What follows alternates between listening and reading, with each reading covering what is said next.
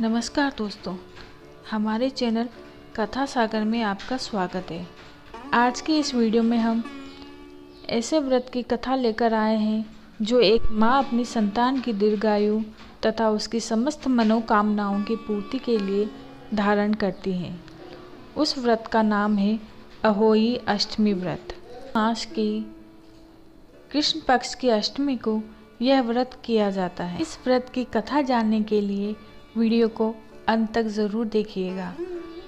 अभी तक आपने चैनल को सब्सक्राइब नहीं किया तो प्लीज़ सब्सक्राइब कर लें और नीचे दिए गए बेल आइकन बटन को दबाना ना भूलें। तो आइए जानते हैं अहोई अष्टमी व्रत की कथा। अहोई को अनहोनी शब्द का अपभ्रंश कहा जाता है और माँ पार्वती किसी भी प्रकार की अनहोनी को टालने वाली होती है। इस कारण ही अहोई अष्टमी के व्रत के दिन माँ पार्वती की आराधना की जाती है। सभी माताएं इस दिन अपनी संतानों की लंबी आयु और किसी भी अनहोनी से रक्षा करने की कामना के साथ माता पार्वती व शेह माता की पूजा अर्चना करती हैं। अब जानते हैं अहोई अष्टमी की कथा। एक साहूकार था जिसके 7 बेटे और 7 बहुएं थी।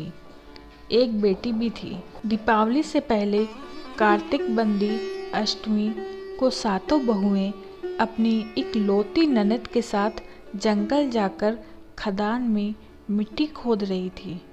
वहीं श्याहू यानी सेई की मान थी। मिट्टी खोदते समय ननद के हाथ से सेई का बच्चा मर गया। श्याहू माता बोली कि मैं तेरी कोख बांधूंगी। तब ननद अपनी 7 भाभियों से बोली कि तुम में से मेरे बदले कोई अपनी कोख बंधवा लो।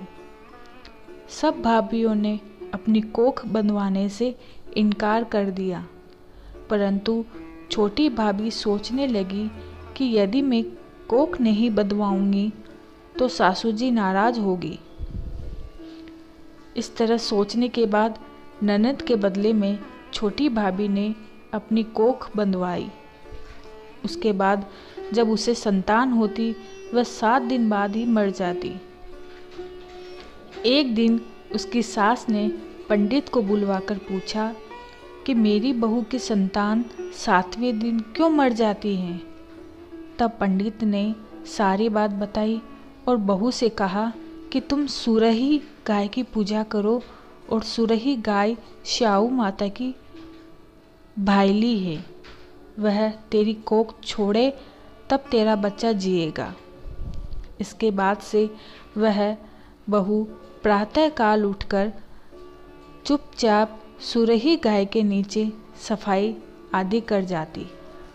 गौ माता ने सोचा कि आजकल कौन मेरी सेवा कर रहा है, आज तो मैं देखूंगी। गौ माता जल्दी उठकर वह देखती है कि साहूकार की बहू उसके नीचे सफाई आदि कार्य कर रही हैं। गौ माता उससे बोली, तेरी सेवा से मैं प्रसन्न हूँ, बता तेरी क्या मनोकामना है। तब साहूकार की बहू बोली कि श्याऊ माता तुम्हारी भाईली है और उसने मेरी कोख बांध रखी है, सो मेरी कोख खुलवा दो। गौ माता समुद्र पार अपनी भाईली के पास उसको लेकर चली। रास्ते में कड़ी धूप थी, सो वे दोनों एक पेड़ के नीचे बैठ गई।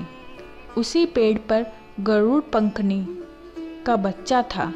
थोड़ी देर में एक सांप आया और उसको डसने लगा। तब साहूकार की बहू ने सांप को मारकर नीचे दबा दिया और बच्चों को बचा लिया।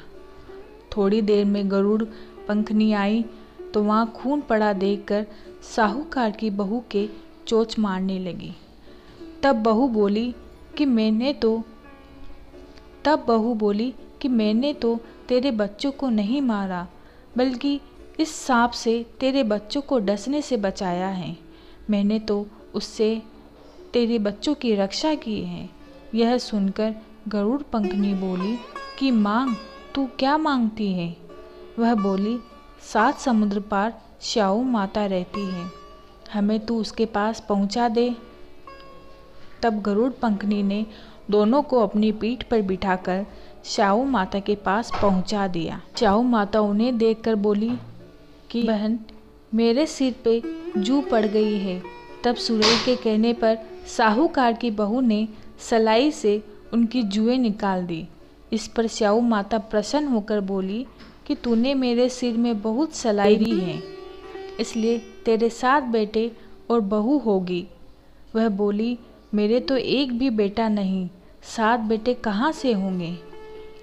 स्याऊ माता बोली, वचन दिया है, वचन से फिरूँ तो धोबी के कुंड पर कंकरी होऊं। तब साहूकार की बहू बोली, मेरी कोख तो तुम्हारे पास बंद पड़ी है। यह सुन स्याऊ माता बोली कि तूने तो मुझे ठग लिया है। मैं तेरी कोख खोलती तो नहीं, परंतु अब खोलनी पड़ेगी। जा, तेरे घर तुझे 7 बेटे और बहुएं मिलेंगी। तू जाकर उजमन करियो, 7 अहोई बनाकर 7 कढ़ाई करियो। जब वह लौटकर घर आई तो वहाँ देखा 7 बेटे 7 बहुएं बैठी थी और वह खुश हो गई। उसने 7 अहोई बनाई और 7 उजमन किए और 7 कढ़ाई की। रात्रि के समय जेठानियाँ आपस में कहने लगी कि जल्दी जल्दी धो पूजा कर लो, कहीं छोटी बहू बच्चों को याद करके न रोने लगे।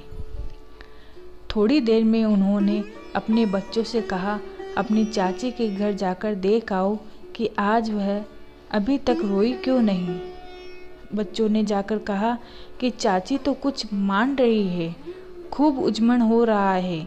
यह सुनते ही जेठानियाँ दौड़ी दौड़ी घर आई और जाकर कहने लगी कि तूने कोख कैसे छुड़ाई? वह बोली, तुमने तो कोख बंधाई नहीं, सो मैंने कोख बंधा ली थी। अब स्याऊ माता ने कृपा करके मेरी कोख खोल दी है। स्याऊ माता ने जिस प्रकार उस साहूकार की बहू की कोख खोली, उसी प्रकार सबकी कोख खोलियो। कहने वाले तथा सुनने वालों की तथा सब परिवार की कोख खोलियो। आशा करती हूँ आपको मेरा यह वीडियो पसंद आया होगा। पसंद आया तो प्लीज़ लाइक करें, शेयर करें और चैनल को सब्सक्राइब करना ना भूलें। धन्यवाद।